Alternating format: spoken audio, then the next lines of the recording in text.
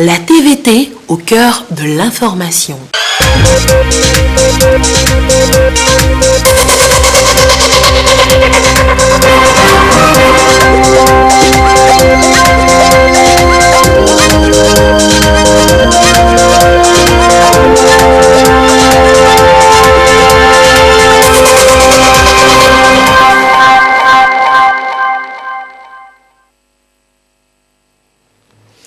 Il est l'heure du journal sur la télévision togolaise. Madame, Monsieur, bonsoir et voici les titres de cette édition. La sécurité de l'écosystème digital et la protection des données à caractère personnel sont les nouveaux projets du gouvernement togolais en faveur des opérateurs économiques et de la population. À quoi cela servira-t-il concrètement? Les réponses dans ce journal. Et puis les résultats sont déjà visibles après la mise en place du mécanisme de renforcement de l'entrepreneuriat togolais. Permettre aux acteurs du secteur informel de passer au formel, cela est une réalité et vous le découvrirez également dans cette édition. Voilà donc pour les titres. À côté des grandes ambitions du Togo pour améliorer le climat des affaires et rehausser le niveau de vie des populations, se trouve une volonté des pouvoirs publics d'assurer la sécurité de l'écosystème digital et la protection des données à caractère personnel. En quoi consiste ce projet et qu'est-ce qui est déjà fait en la matière? Comment le pays entend-il parvenir à garantir cette sécurité digitale dans notre pays? Augustin Kossi nous en parle dans le dossier qui suit. Pour la sécurisation de son écosystème digital et la protection des citoyens contre la cybercriminalité pour les 5 prochaines années. Une ambition qui va être traduite par l'opérationnalisation de l'Agence nationale de la cybercriminalité et de l'instance de protection des données à caractère personnel. 2 organes destinés à établir une confiance infaillible entre les acteurs, protéger le pays et les populations et garantir la sécurité de l'écosystème digital. Que ce soit en milieu rural, semi-urbain ou urbain, le projet est conçu de manière à démasquer toutes technologies susceptibles de mettre à mal le pays. Déjà, en février 2019, un décret portant création de l'Agence nationale de la cybercriminalité a été pris. Le fruit d'un processus entamé depuis 2018 qui a abouti au vote d'une loi par le Parlement.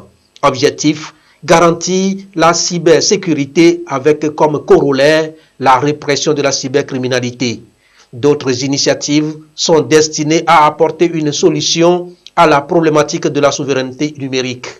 La première, la construction d'un data center carrière hôtel qui va devenir un site d'hébergement sécurisé des données des entreprises. Cette infrastructure est financée par la Banque mondiale à hauteur de 12,5 milliards de francs CFA dans le cadre du projet régional ouest-africain de développement des infrastructures de communication.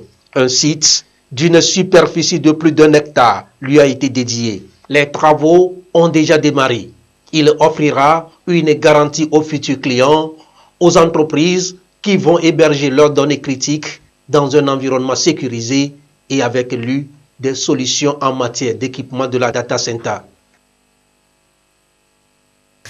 De l'informel au formel, le gouvernement met en place plusieurs mécanismes de financement en vue de renforcer l'entrepreneuriat au Togo. Après des années, les résultats sont déjà visibles. La capacité entrepreneuriale des acteurs a été renforcée. Abidé Nyazingbe nous en parle.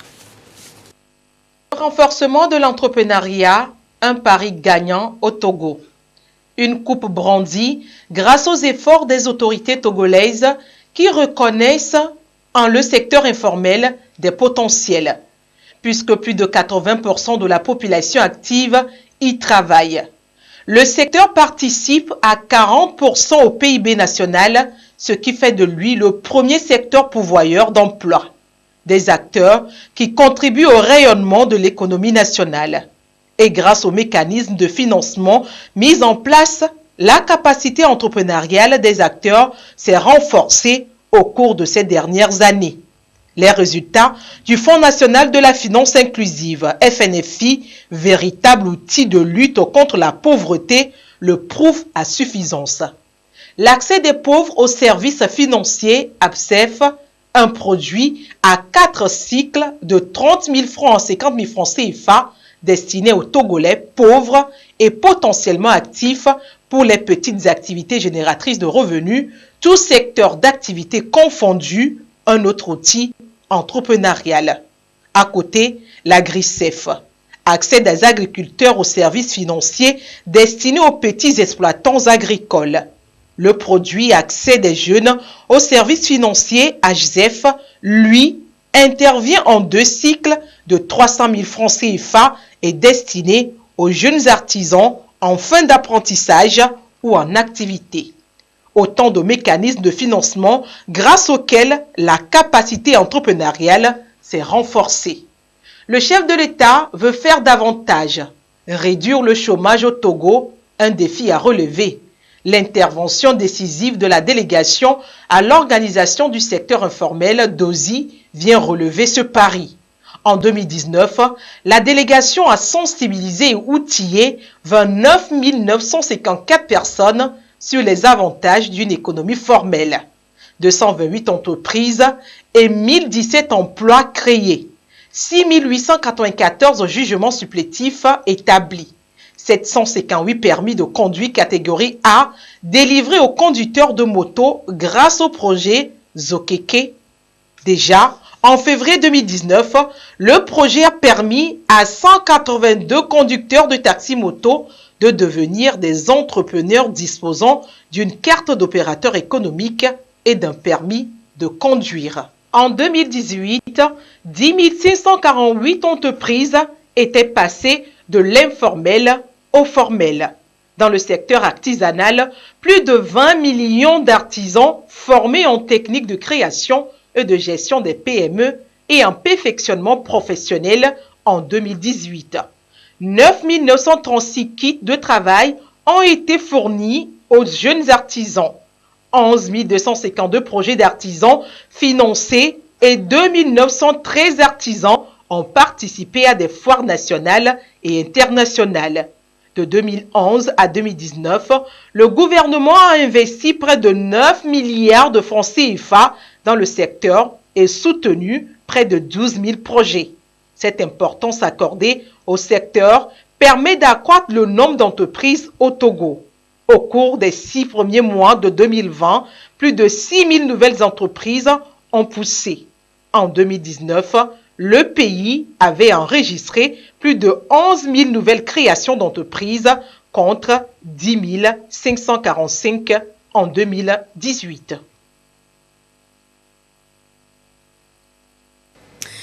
Pour la campagne agricole en cours, les producteurs de riz de Pelé à Deta n'ont plus besoin de brader les excédents de la campagne écoulée. Ils ont vendu 20 tonnes de riz à l'Agence nationale de sécurité alimentaire du Togo et le tout pour un coût total de 7 600 francs CFA.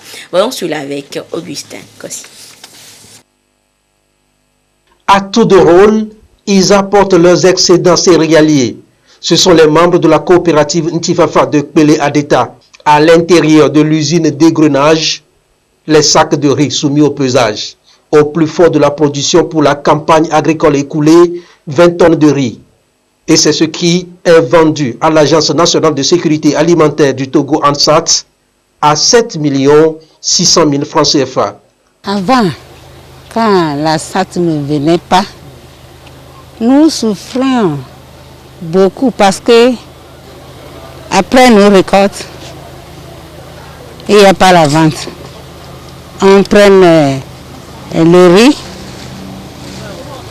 arrivé au marché, même si les gens disent que 200 francs aussi, on est obligé parce qu'on n'a pas de l'argent pour payer le poisson. Nos enfants sont malades. Les gens mènent ça depuis le matin jusqu'au soir. Mais ils vont aller au village. Ils sont obligés de laisser ça à vil prix. Avec la SAT maintenant, vraiment, on est fiers. Parce que ce que nous vendons, même à 15 000 francs, maintenant on le vend à 19 000 francs. Et nous, les femmes rurales de Pelé Areta, nous remercions beaucoup les chefs de l'État. En ça, nous faisons une tonne de Depuis que nous avons commencé à vendre à l'ONSAT, nous n'avons plus de soucis pour l'éducation de nos enfants. Un enfant tombe malade, on n'a pas de difficulté. Pour ceux qui ont abandonné l'école, nous les envoyons facilement à l'apprentissage. C'est dans ça que nous élargissons aussi nos surfaces cultivables.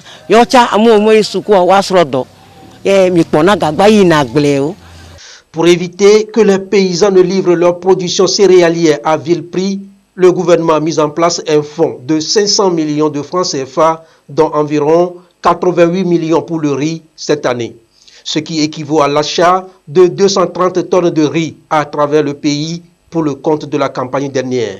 C'est par rapport aux préoccupations que soulevaient les producteurs de céréales, que ce soit le mil, le sorgho, le maïs ou le riz.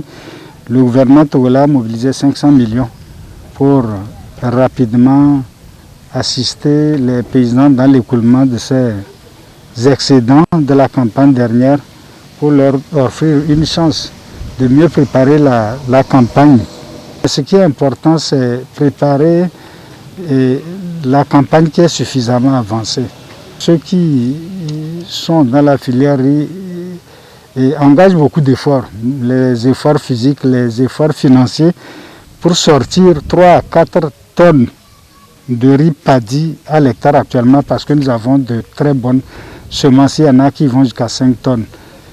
C'est un peu choquant d'apprendre qu'après tant d'efforts, que les paysans viennent à vendre le kilo du riz paddy à 150 francs, alors que le même riz, s'il avait été transformé ou usiné, il pouvait coûter 600 francs le kilo. Les pertes sont énormes au niveau du monde rural. C'est d'ailleurs même pourquoi nous avons pris une initiative avec les paysans de rentrer dans un contrat pour bloquer les productions prochaines. C'est extrêmement important pour permettre aux paysans de mieux rentabiliser leurs activités. Au terme de l'achat, le directeur général de l'ANSAT a instruit les producteurs sur de nouvelles dispositions, bien structurer les différentes coopératives de la préfecture, les fusionner pour en faire de véritables entreprises agricoles. Les mécanismes d'octroi de crédit auprès des banques leur ont été rappelés. Les échanges ont porté également sur le respect des mesures barrières pour éviter la propagation du coronavirus. Dans l'axe 2 du plan national de développement PND, il est prévu le développement des pôles de transformation des produits agricoles. Pour cela, le Togo veut construire 3 aires d'abattage à Kpalimé, Sokodé et Kara. À quoi serviront ces infrastructures? Sonia Menikbo nous l'explique. Le Togo vers un développement harmonieux de la chaîne de valeur bétail et viande. Le pays entend construire 3 aires d'abattage, notamment à Kpalimé, Sokodé et Kara, à raison d'une par localité. Chacune sera dotée, outre les bâtiments administratifs et d'exploitation de traitement, de brûlures, de petits ruminants, d'un bloc sanitaire, d'une construction, de fosses septiques et des puits d'infiltration. La démarche s'inscrit dans l'axe 2 du plan national de développement PND qui prône le développement des pôles de transformation des produits agricoles. L'ambition du gouvernement est de rendre plus accessibles les produits de qualité aux populations et par ricochet promouvoir l'entrepreneuriat dans les différentes régions du pays. Le projet revêt double enjeu: satisfaire les besoins sans cesse croissants en viande, d'une part, et d'autre part, créer des opportunités d'emploi convenables aux jeunes dans ces localités. Les infrastructures, d'après l'étude d'impact environnemental réalisée par les autorités, n'auront aucun impact sur la santé des citoyens. Tout a été mis en place pour respecter les normes d'hygiène, de propriété et de qualité en matière d'abattage d'animaux. L'aire d'abattage de Djamdé à Kara est en cours de finition. L'on parle de 81% des taux d'exécution des travaux avec un coût de réalisation évalué à près de 180 millions de francs CFA. Pour cette aire, il est prévu une voirie interne dont le taux d'exécution du contrat est d'environ 50%. Le contrat de fourniture et celui d'installation des équipements ont été déjà signés. Ces deux contrats complémentaires sont estimés à 100 millions de francs CFA. Selon les prévisions, les travaux devaient être réceptionnés en septembre 2020. Ce projet de réalisation des aires d'abattage adéquates et accessibles à la population est appuyé par le projet d'appui au secteur agricole PASA. Il est mis en place par le gouvernement pour soutenir les initiatives agricoles, favoriser l'épanouissement des acteurs du secteur en les dotant d'outils nécessaires pour le déroulement de leurs activités. Et parlant toujours des animaux, justement, sachez que plus que quelques heures et ce sera la fête de Tabaski. Et à cette occasion, il est recommandé à tout musulman, selon la tradition, d'immoler une bête s'il en a les moyens. Une occasion toute trouvée donc pour les commerçants de bétail de faire de bonnes affaires. Comment se prépare la Tabaski cette année dans le contexte du Covid-19 ? Un tour de ville avec Bienvenue à Ménira et Isaka Aruna avec la voix de Sandra Aziagbe. Dégomé, marché principal à bétail à Lomé. C'est ici que la plupart des musulmans viennent se procurer leurs bêtes de sacrifice à chaque fête de Tabaski. À quelques jours de Had el-Adha, l'ambiance est visiblement morose. L'ambiance n'est pas encore celle des grands rendez-vous. Arrivé depuis la veille avec sa cargaison de bêtes, Brahma attend son premier client. Cette année-là, à cause de coronavirus, là, nous, on a fatigué sur la route là-bas, à cause de coronavirus. Pour arriver ici, là, c'est pas un peu facile. Et les prix là, ils se passent comme ça. Cette année-là, ça passe fait 100 000 à cause de coronavirus. L'année passée, là, ça va voir 125. La rareté de clients ajoutée à l'afflux de plusieurs cargaisons de bétail en provenance de pays sahéliens n'est donc pas sans conséquence sur le prix de la marchandise.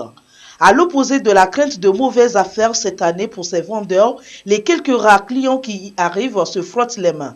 Les prix sont abordables par rapport aux années passées. L'année passée, par exemple, ce que tu peux trouver à cette année, 50 000 l'année passée, si tu n'as pas 80 ou 85, tu ne peux pas avoir ça. C'est ce mouton que je suis venu payer. Je l'ai payé à 60 000 francs. Le vendeur a dit que son prix d'achat au Burkina dépasse celui de vente ici, parce qu'il n'y a pas le marché. Il est obligé de le vendre comme ça. À le voir, le Covid-19 est passé ici. Et pour éviter que le marché ne se transforme en un foyer de contamination, la mairie Agouigne V4 veille au grain. Nous sommes l'une des premières communes à avoir déjà mis en place un comité de riposte contre la Covid-19. Et dans ce cadre, il y a beaucoup d'actions qui sont menées autour surtout des marchés, des lieux fréquentés par le public. Il y a des dispositifs de lavage à main qui sont placés aux divers accès des marchés. Il y a des équipes de contrôle pour vérifier et même amender ceux qui ne portent pas les cache-nez. Et il y a des équipes qui circulent dans le marché même pour s'assurer que les usagers font usage de leur cache-nez. Il y a le comité Covid qui a fait les détourner autour de tous les stands que les marchands ont mis. Et les marchands ont mis en place pour leur vente, sensibiliser, amener les gens à vraiment respecter ces mesures barrières mises en place par le gouvernement. Les autorités municipales sont accompagnées dans leurs actions par le COGEMAB, Comité national de gestion des marchés à bétail. C'est nous qui sommes chargés du déchargement. Donc quand les véhicules viennent, on les accueille et puis on les place là où il y a un bon espace avant de les décharger. Le syndicat fait son travail, la maire aussi fait son travail. Cette année, avec le coronavirus, nous avons pris des dispositions exceptionnelles. Nous nous sommes organisés pour faire le comité d'organisation. D'abord, le terrain est très restreint et nous sommes dans les agglomérations. Ça ne permet pas l'épanouissement du marché. Nous disons un grand merci au gouvernement, mais qu'il puisse nous trouver un terrain plus étendu afin de pouvoir organiser les choses dans de bonnes conditions. Tout comme le Ramadan, la fête de Tabaski a lieu dans un contexte aussi particulier que singulier. Les mesures de restriction en vigueur vont encore limiter l'ambiance de l'Aïd el-Adha, mais elles n'empêcheront pas le rituel du sacrifice des bêtes. Et dans le cas justement de la fête de Tabaski, je vous donne lecture de cette série de communiqués. D'abord celui du ministre de l'administration territoriale, de la décentralisation et des collectivités locales. La fête de Tabaski ou l'Aïd el-Kébir aura lieu le vendredi 31 juillet 2020 au Togo. À cet effet, le ministre de l'administration territoriale informe la communauté musulmane que la prière de l'Aïd el-Kébir se déroulera sur toute l'étendue du territoire national aux lieux habituels de la célébration de cette fête, dans les espaces ouverts, en nombre de fidèles réduit, en respectant les mesures barrières, c'est-à-dire la distanciation physique de 1 mètre, le port de masques, les tapis individuels et le lavage des mains. Cette prière de l'Aïd el-Kébir se déroulera de 8h à 8h30 minutes. Il est rappelé aux fidèles musulmans qu'après la dite prière, les prières ordinaires se poursuivront uniquement dans les mosquées autorisées à rouvrir. Les différents responsables religieux nationaux et préfectoraux sont chargés de prendre toutes les dispositions pour le respect scrupuleux de ces dispositions et de ces différentes mesures. Enfin, le civisme et l'implication de tous sont requis dans la lutte contre la propagation du Covid-19, particulièrement à l'occasion de la célébration de la Tabaski dans notre pays. Bonne fête de l'Aïd el-Kébir. Et le communiqué est signé donc du ministre en charge de l'administration territoriale, Payadoua Boupessi. Et d'autres communiqués maintenant de l'Union musulmane du Togo. Et dans le cadre de la réouverture partielle et progressive des mosquées, le bureau de l'Union musulmane du Togo tient à informer les fidèles musulmans que la fête d'Aïd el-Kébir ou Tabaski sera célébrée le vendredi 31 juillet 2020 sur toute l'étendue du territoire national. À cet effet, la prière de circonstance se déroulera sur les terrains ou lieux habituels consacrés à partir de 8h et prendra fin à 8h30 minutes. Nous vous rappelons que des dispositions doivent être prises pour le respect des mesures barrières, notamment le port de cache-nez, l'usage du tapis individuel et la distanciation sociale. La cérémonie de prière se déroulera sans protocole et sans méditation. Le bureau de l'Union musulmane du Togo souhaite une bonne fête à toute la population togolaise. Le communiqué est signé du président de l'Union musulmane du Togo, El Hadj Inoussa Bouraïma.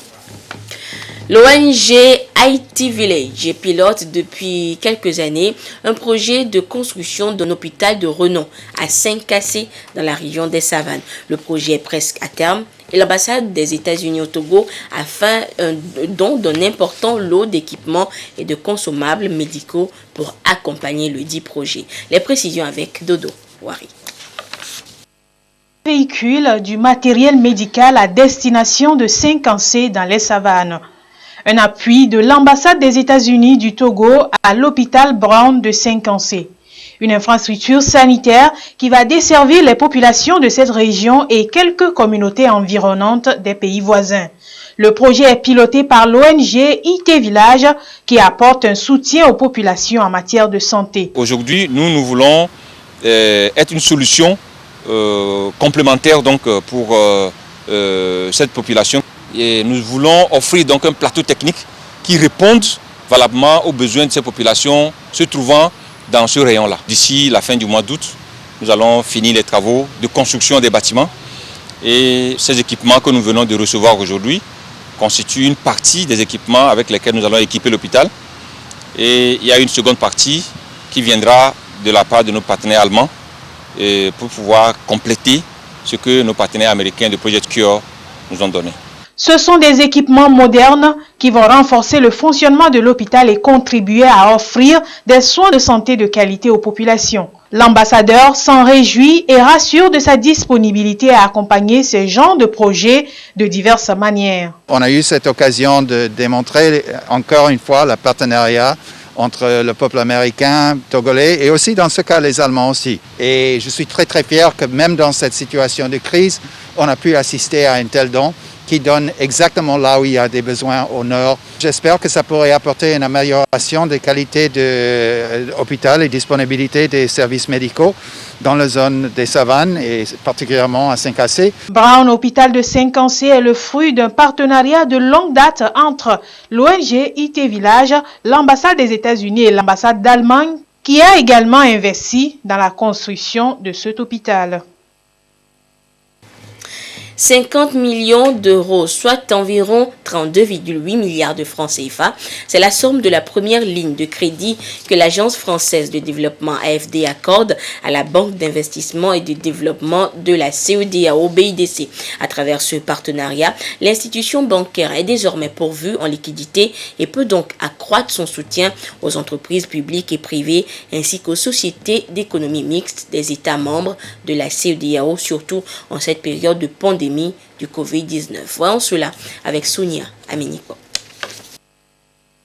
À travers cet accord de partenariat, l'Agence française de développement AFD met à la disposition de la Banque d'investissement et de développement de la CEDEAO BIDC une première ligne de crédit de 50 millions d'euros, soit 32,8 milliards de francs CFA. L'octroi de ce crédit permettra à l'institution bancaire d'accroître son soutien aux entreprises publiques et privées ainsi qu'aux sociétés d'économie mixte des États membres de la CEDEAO. Les deux institutions s'engagent ainsi pour une transition économique durable dans l'espace.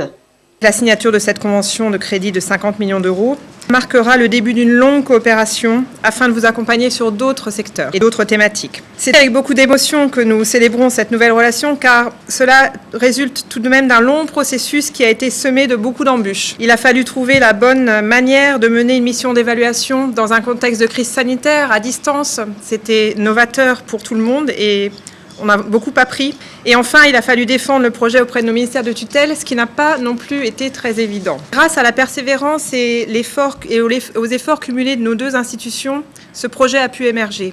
Nous tenions à saluer la réactivité et le professionnalisme des équipes de la BIDC pour répondre à toutes nos sollicitations dans tout ce processus. Cette opération s'inscrit dans la stratégie du groupe AFD visant à accompagner la structuration d'un écosystème financier résilient et durable, en mesure d'opérationnaliser le volet financier de l'agenda 2030 sur le développement durable et l'accord de Paris sur le climat en Afrique de l'Ouest. La BIDC tire ses sources de financement des membres régionaux de la CEDEAO et des membres non régionaux des institutions de financement du développement. Mais face à la pandémie du Covid-19, elle connaît une pénurie de liquidités et une réduction significative des activités d'investissement et de financement. Je voudrais donc exprimer, au nom du conseil d'administration et du personnel, les remerciements et la gratitude de la banque aux dirigeants de l'AFD pour la confiance placée en nous. Je voudrais vous assurer que cette confiance et ce solide partenariat se renforceront et que la BIDC se révélera un partenaire véritable et digne de confiance. Nous avons besoin de partenaires engagés pour nous accompagner dans nos efforts visant à sortir l'Afrique de l'Ouest et l'Afrique de la pauvreté. Cette coopération témoigne de l'importance que la BIDC accorde à de nouveaux partenariats crédibles qui contribueront grandement à accroître le soutien aux entreprises. Nous continuerons donc à nous concentrer sur les activités présentant le potentiel le plus élevé de croissance et de création de valeur, ainsi que sur celles qui auront un impact positif sur les économies de notre région en vue de créer des moyens de subsistance durable, d'accroître la productivité et de créer des possibilités de croissance viables. Cet accord entre les deux institutions est le premier du genre et est échelonné sur 10 ans. Un groupe de présumés voleurs et receleurs vient d'être appréhendé par la police nationale. Ils sont 5 et opèrent de Lomé à Saint-Cassé. Leur mode opératoire dans ce reportage signé Ekwe Sala. Des ballots de paille et une somme de 16 560 000 francs CFA. Ce sont des objets volés dans des magasins de la capitale, mais aussi au port autonome de Lomé. Ils ont pu être retrouvés suite à l'interpellation d'un présumé auteur du vol au quartier à Damavon. Les faits remonte au 22 juillet 2020. Le commissariat de police du 6e arrondissement de la ville de Lomé a sur information interpellé au quartier Adamavo le nommé Saga Kossi pour vol et recel de pagne. Une perquisition à son domicile a permis de saisir 9 pièces de pagne, 2 demi-pièces de pagne, une moto de marque Sanili immatriculée TG 6054 et une somme de 11 millions de francs CFA. Interrogé sur l'origine de ces objets saisis, il a avoué être membre d'un réseau de voleurs et receleurs de pagne au port autonome de Lomé. Il a en outre déclaré que les 11 millions de francs CFA proviennent de la vente de 57 ballots de pagne le 21 juillet 2020 à Saint-Cassé à un commerçant de nationalité nigériane au prix de 11 200 000 pour la valeur réelle de 28 millions de francs CFA. Le 25 juillet 2020, le commissariat de police du 4e arrondissement de Lomé reçoit une autre plainte. Déposée par un Chinois de 36 ans, la plainte fait cas de vol de 97 ballots de pagne dans son magasin, situé au quartier AD8. Les objets volés sont estimés à 36 375 000 francs CFA. Les investigations menées par le commissariat du 4e arrondissement de la ville de Lomé ont permis d'interpeller 2 présumés complices de ces vols. Il s'agit d'un nommé Aguissa Mohamed, 38 ans, de nationalité malienne, revendeur demeurant à Goué, et de Gbati Yapeti, 38 ans également, de nationalité togolaise, demeurant à Agoué. Ces 2 individus ont été retrouvés en possession de 250 000 francs CFA. La suite des investigations a permis la saisie de 67 ballots et 13,71 mètres de pagne. Le 26 juillet 2020, aux environs de 10 heures, le commissariat de police du 6e arrondissement de la ville de Lomé, dans la suite de cette investigation, a interpellé dans le quartier d'Akode-Sewa les nommés Kini Ablam, 33 ans, de nationalité togolaise, déclarant en douane. Il était en possession d'une somme de 1 080 000 francs CFA et du nommé Aboul Salam, de 29 ans, revendeur demeurant à Adamavo, lui étant en possession d'une somme de 4 230 000 francs CFA. À l'étape actuelle des enquêtes menées par les commissariats de police du 6e et du 4e arrondissement de la ville de Lomé, 5 complices ont été interpellés pour complicité de vol au préjudice de la société Espoir Invest, représentée au Togo par le nommé Yang Yunpen, 36 ans de nationalité chinoise. Déjà, le 17 juillet 2020, le commissariat central de Lomé avait démantelé un réseau de voleurs et receleurs de pagne composé de 7 membres. L'enquête a permis de retrouver 30 des 70 ballots de pagne volés dans un magasin situé au Grand Marché de Lomé. Ces présumés voleurs verront leur sort scellé par le procureur de la République. La maladie à coronavirus sévit toujours et une seule arme pour la contrer, mais il faut connaître la maladie pour s'en protéger. Et Edem Soussouko nous en parle ce soir. Presque tous les pays du monde sont touchés par le nouveau coronavirus. Ce virulent virus se transmet d'homme à homme par voie aérienne au contact de sécrétions ou d'objets contaminés. La maladie est parfois mortelle. Elle cause des complications chez les sujets immunodéprimés qui doivent limiter nécessairement leurs déplacements. Il faut alors se protéger et protéger les autres. La meilleure manière de se protéger est de se laver régulièrement les mains avec de l'eau et du savon.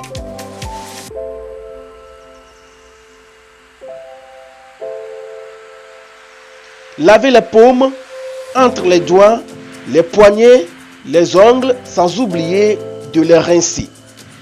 Dans les lieux publics, il faut garder au maximum ces distances. Il est impératif de porter le masque pour se couvrir la bouche et le nez. Les symptômes du Covid-19 sont identiques à ceux d'une grippe. Les symptômes majeurs sont la fièvre, la toux, des difficultés respiratoires. Ne toussez pas dans vos mains, mais dans le creux de votre coude. Il n'existe pas pour l'instant de médicaments spécifiques contre ce virus ni de vaccin. Les spécialistes de la santé pensent que la meilleure façon de rompre la chaîne de contamination du virus est de respecter scrupuleusement les gestes barrières. Nous devons donc apprendre à vivre avec la maladie tout en nous protégeant. C'est le prix à payer pour vivre sain.